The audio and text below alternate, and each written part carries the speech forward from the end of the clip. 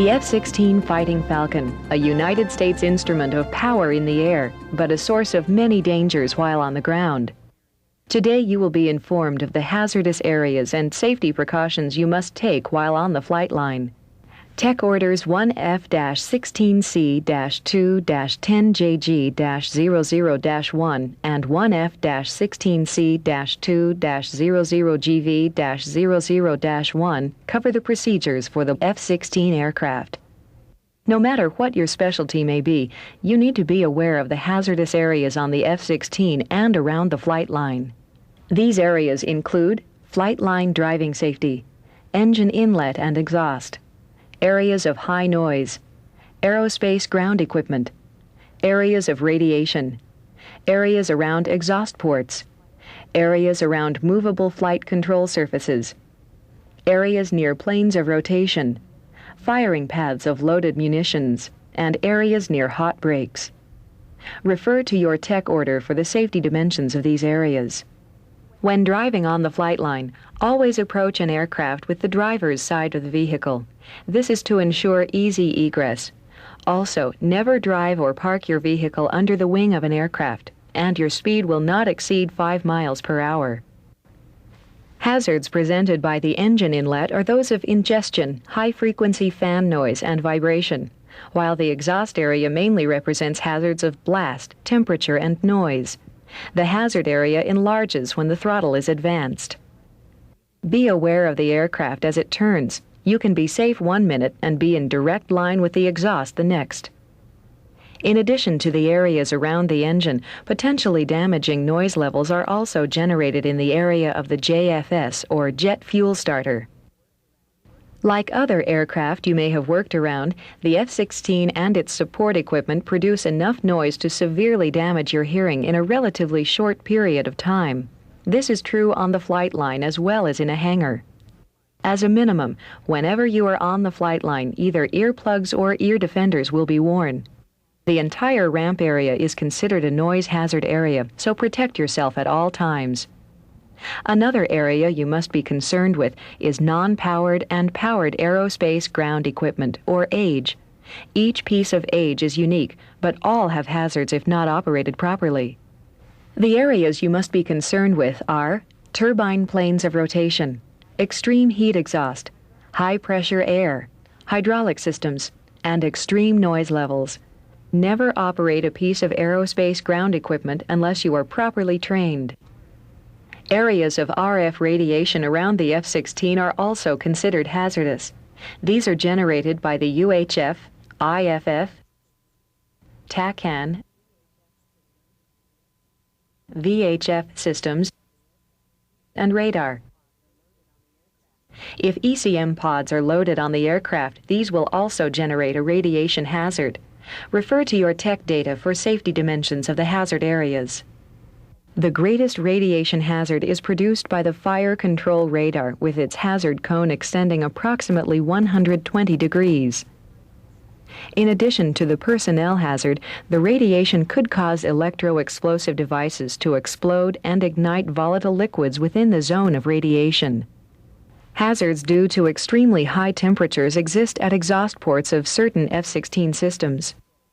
The convergent exhaust nozzle control, the jet fuel starter, and the emergency power unit all develop exhaust in excess of 1,000 degrees Fahrenheit. Plus, the environmental control system exhaust is over 300 degrees Fahrenheit. In addition to the high temperatures, another hazard exists around the EPU exhaust. Warning: special care must be taken when working around the EPU exhaust. It may contain toxic hydrazine. Stand upwind before and after the EPU has been fired to avoid inhaling fumes. Visually check the hydrazine detector through the sight glass for any sign of hydrazine leakage. If hydrazine leakage is present, immediately clear the area of unnecessary personnel and initiate cleanup procedures specified in your tech order. Warning: if the brick orange color detector changes to deep purple or black, there is hydrazine or its vapors in the area. Hydrazine is a substance not to take lightly. It is a clear, oily liquid having an ammonia-like odor. It may enter your body by breathing vapor, swallowing, or skin contact. Symptoms of short-term overexposure include dizziness, nausea, or irritation of the eyes, nose, throat, or lungs. Liquid contact may cause skin to burn. Symptoms of long-term overexposure to toxic hydrazine may cause kidney and liver damage, plus a yellow discoloration of the skin and eyes. Another part of the F-16 which create hazards are the movable surfaces. The flight control surfaces and hydraulic actuated doors on the F-16 are fast-acting and powerful. First, the leading edge flaps, flaperons, and stabilizer are relatively sharp and low enough to cause injury if you walk into them. These surfaces and doors present moving hazards when electrical and hydraulic power are applied to the aircraft. These surfaces and doors are leading edge flaps, flaperons, stabilizer, speed brakes, rudder, air refueling door, and the canopy. Under the F-16, danger exists from the JFS intake and exhaust doors, the gun gas purge door, the landing gear, and the landing gear doors.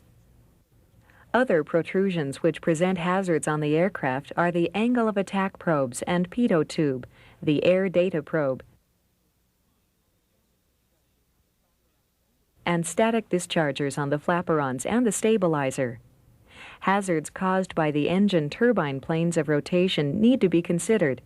While the engine is in operation, the turbine blades could separate from the turbine shaft and exit through the skin of the aircraft. The JFS plane of rotation extends out the left side of the aircraft. However, the main engine turbine plane extends out both sides of the F-16. Firing paths of loaded munitions constitutes another hazard to personnel. Maintenance personnel must be especially cautious when working around live missiles, a loaded gun, or loaded chaff or flare modules. An aircraft that has experienced hot brakes presents a potential hazard in two areas: fire and exploding tires. Tires may blow out without warning because of the heat generated by a hot brake condition. Danger areas extend in a cone shape on each side of the tire.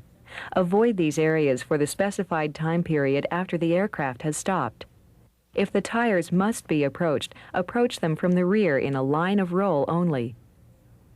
Warning: do not enter areas under the arresting hook, external stores pylons, external fuel tanks, and chaff flare dispensers until all applicable safety pins have been installed. Failure to comply may result in serious injury or death to personnel. Ensure chocks are in position forward and aft of each main landing gear wheel. Remember, no matter what your specialty, be aware of the hazardous areas on the F-16 and around the flight line. The areas covered were flight line driving, engine inlet and exhaust, areas of high noise, areas of radiation, areas around exhaust ports, areas around movable surfaces, areas near planes of rotation, firing paths of loaded munitions, and areas near hot brakes. This by no means covers all the safety precautions of the danger and hazardous areas on the flight line. It does, however, provide the means to establish a foundation to start with.